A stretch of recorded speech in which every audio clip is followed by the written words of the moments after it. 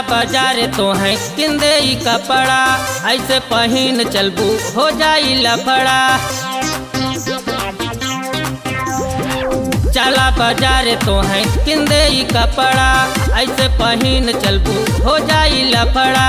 सारा मोहल्ला में बवाल भइल बा, सारा मोहल्ला में बवाल भइल बा। जब से आइलू तू, जब से आइलू तू, जब से आइलू तू भौजी के बहिन, दीवाना पूरा गांव भइल बा। जब से आइलू तू भौजी के बहिन, दीवाना पूरा गांव भइल बा।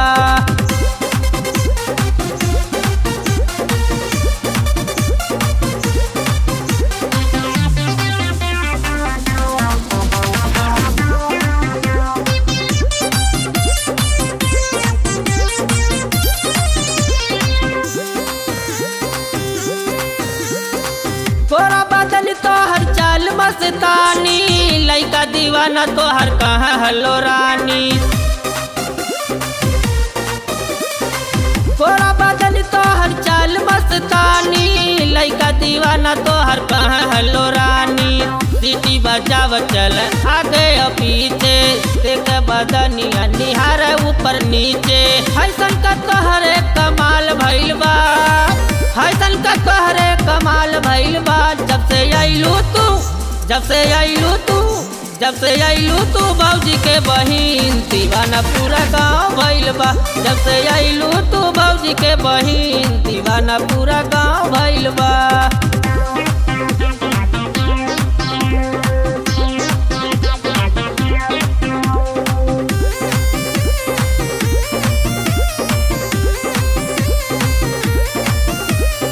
बड़ी कम सीन लेकिन बाड़ू हसीना, बुढ़ावा जवान सब कर तू भर बजीना।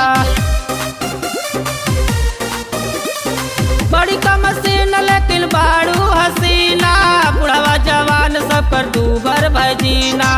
लोगन का टपक देख देख खिला रहो, सब ही बनावल चाहे तोहरा के यार हो। कहेला सब मस्त माल आइल बा, कहेला सब मस्त माल आइल बा। जब से आइलू तू, जब से आइलू तू, जब से आइलू तू भौजी के बहिन, दीवाना पूरा गांव भइल बा। जब से आइलू तू भौजी के बहिन, दीवाना पूरा गांव भइल बा।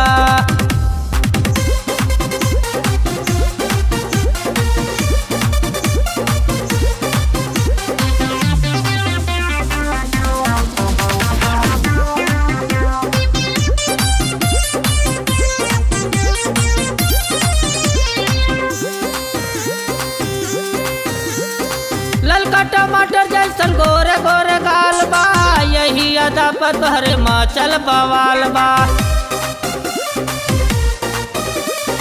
ललका टमाटर जैसन गोरे गोरे गाल बा, यही अदा पर तोहरे माचल बवाल बा।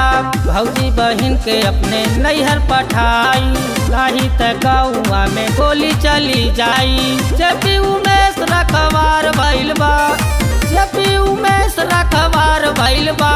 जब से आइलू तू, जब से आइलू तू, जब से आइलू तू भौजी के बहिन, दीवाना पूरा गांव भइल बा। जब से आइलू तू भौजी के बहिन, दीवाना पूरा गांव भइल बा।